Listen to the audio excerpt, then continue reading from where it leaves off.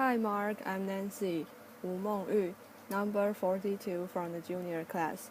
Today I'm going to read Life Lessons from Big Cats by Beverly and Dereck Joubert.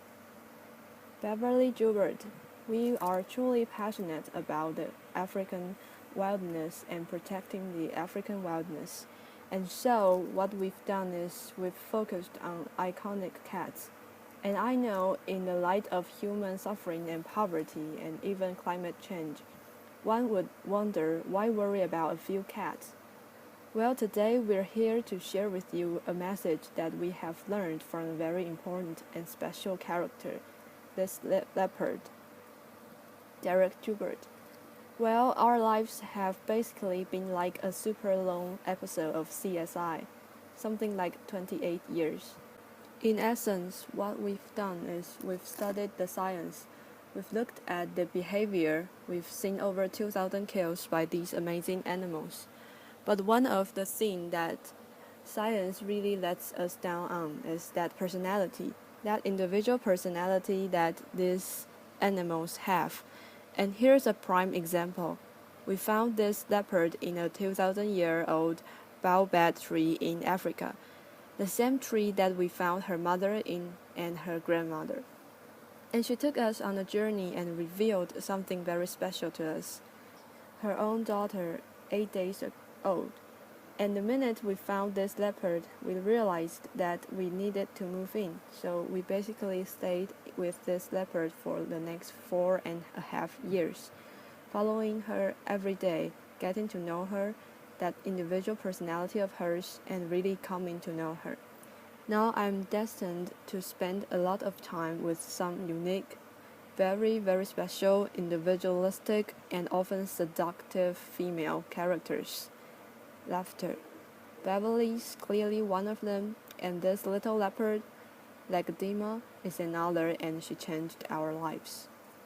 BJ. Well, we certainly did spend a lot of time with her. In fact, more time than even her mother did. When her mother would go off hunting, we would stay and film. And early on, a lightning bolt hit a tree 20 paces away from us. It was frightening, and it showered us with leaves and a pungent smell. And of course, we were stunned for a while. But when we managed to get our wits about us, we looked at it and said, "My gosh, what's going to happen with that little cub? She's probably going to forever associate that deafening crash with us." Well, we needn't have worried. She came trudging out of the thicket straight towards us, sat next to us, shivering with her back towards Dereck, and looking out. And actually from that day on, she's been comfortable with us. So we felt that that day was the day that she really earned her name. We called her Legadima, which means light from the sky. DJ. Now we've found these individualisms in all sorts of animals, in particular in the cats. This particular one is called Etoidomela, he who greets with fire, and you can just see that about him. You know that's his character. But only by getting up close to these animals and spending time with them can we actually even reach out and dig out these personal characters that they have. BJ. But through our investigation, we have to seek the wildest places in Africa. And right now this is in the Okavango Delta in Botswana. Yes, it is swamp. We live in the swamp in a tent. But I must tell you, every day is exhilarating. But also our hearts are in our throats a huge amount of the time, because we are driving through water and it's an unknown territory. But we are really there seeking and searching and filming the iconic cats. DJ. Now one of the big things, of course, everybody knows that cats hate water.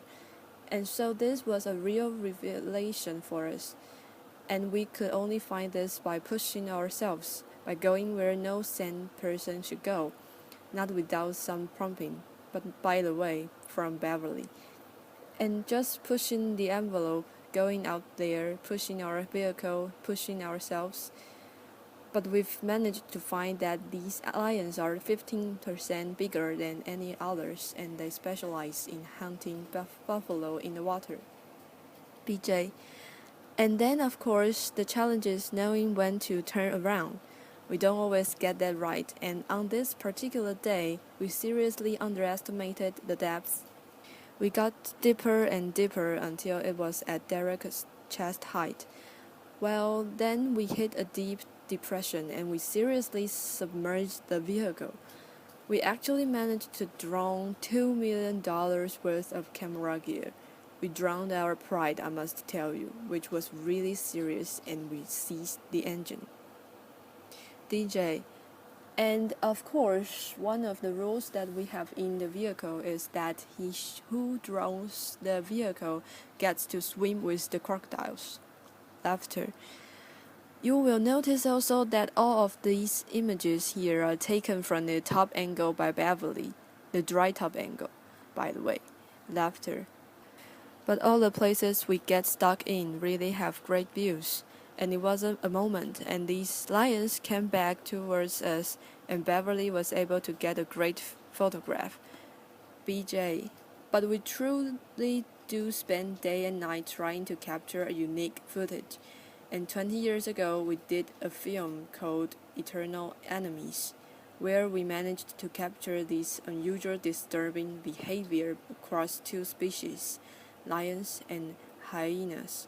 And surprisingly, it became a cult film, and we can only work that out as people were seeing parallels between the thuggish side of nature and gang warfare. DJ. It was amazing because you can see that this lion is doing exactly what his name, Etuidomelo, represents. He's focused on this hyena and he's going to get it. Animal sounds.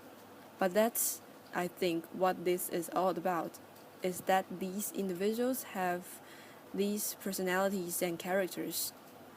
But for us to get them, not only do we push ourselves, but we live by certain rules of engagement, which mean we can't interfere. This sort of behavior has been going on for 3, 4, 5 million years, and we can step in and say, that's wrong and that's right. But that's not always easy for us. BJ. So as Dereck says, we have to work through extreme temperatures, pushing ourselves at night. Sleep deprivation is extreme. We are on the edge through a large part of the time. But for 10 years, we tried to capture lions and elephants together and never ever managed until this particular night. And I have to tell you that it was a disturbing night for me. I had tears rolling down my cheeks. I was shaking with anxiety, but I knew that I had to capture something that had never been seen before, had never been documented, and I do believe you should stay with us. DJ.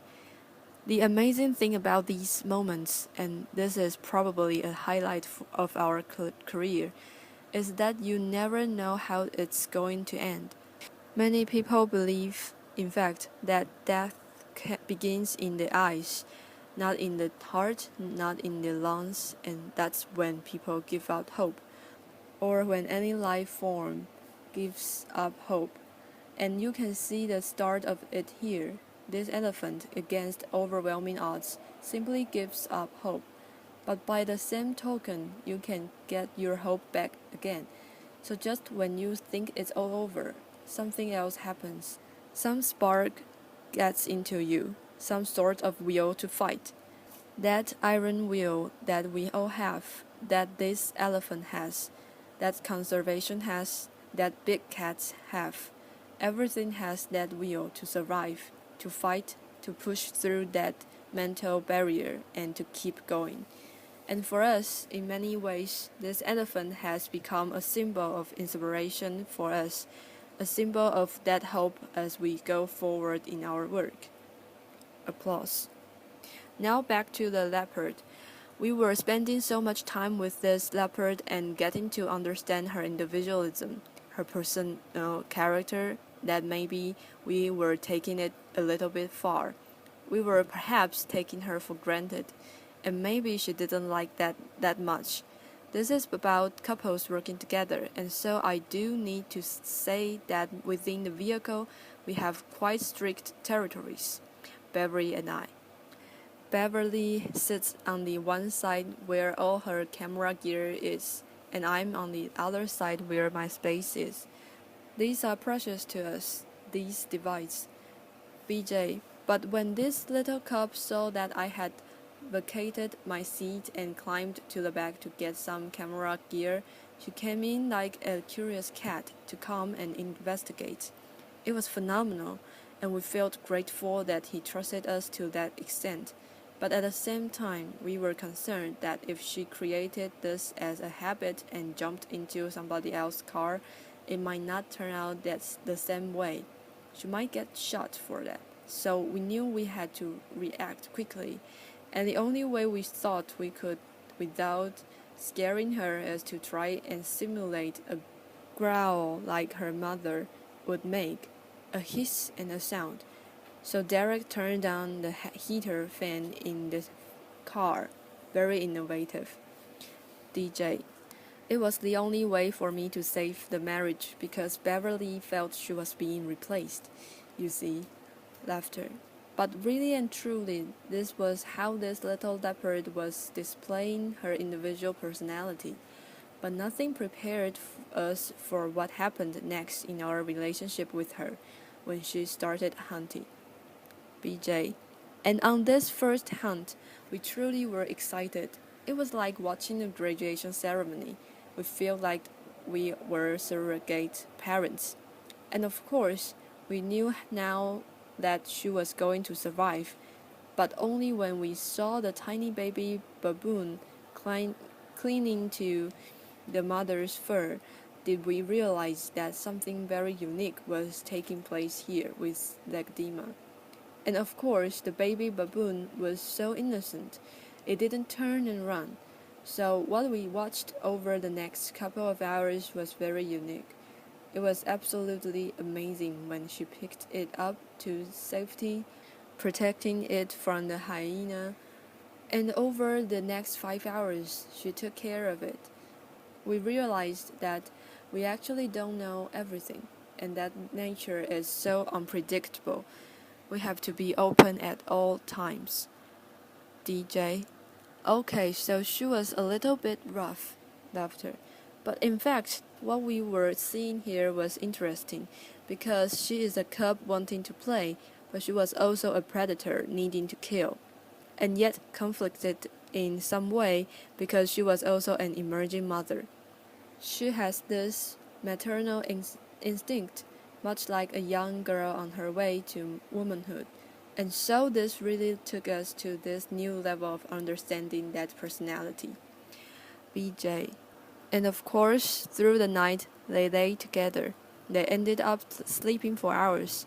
But I have to tell you, everybody always asks, what happened to the baby baboon?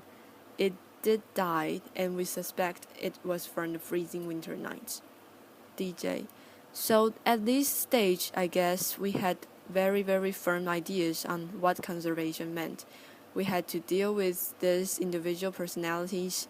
We had to deal with them with respect and celebrate them.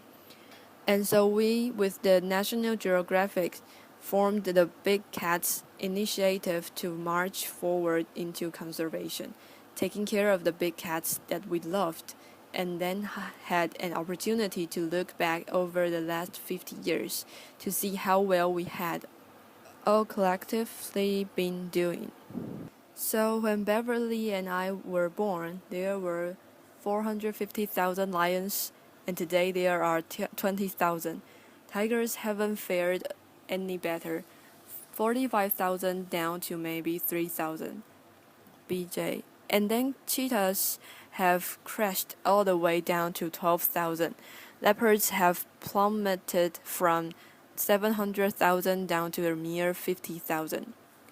Now, in the extraordinary time that we have worked with Legdima, which is really over a 5-year period, 10,000 leopards were legally shot by safari hunters, and that's not the only leopards that were being killed through that period.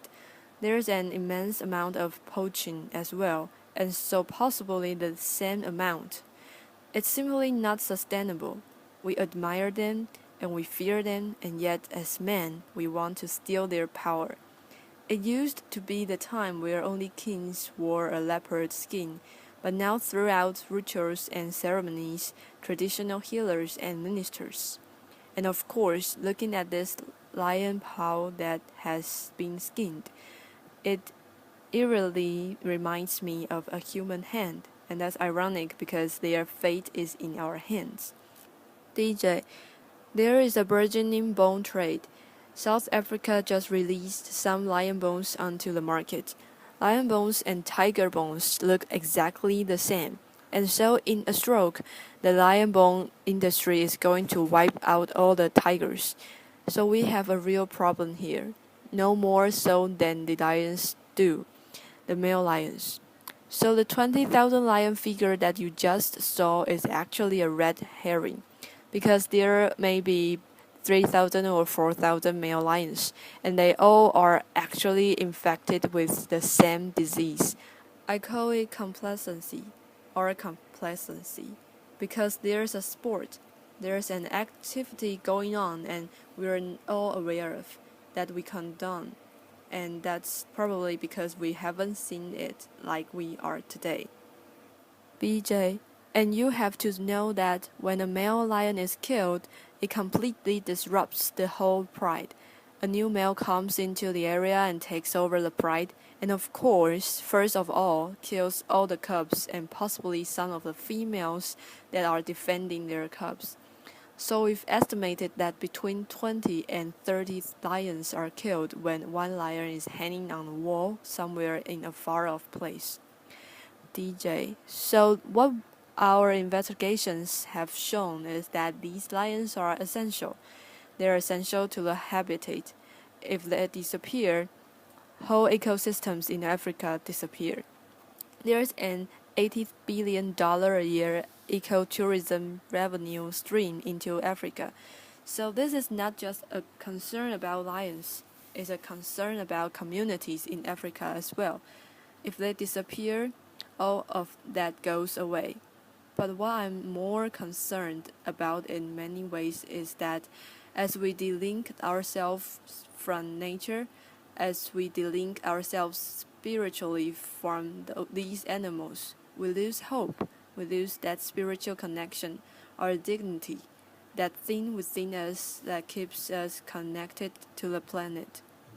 BJ, so we have to know, looking into the eyes of lions and leopards right now, it is all about critical awareness.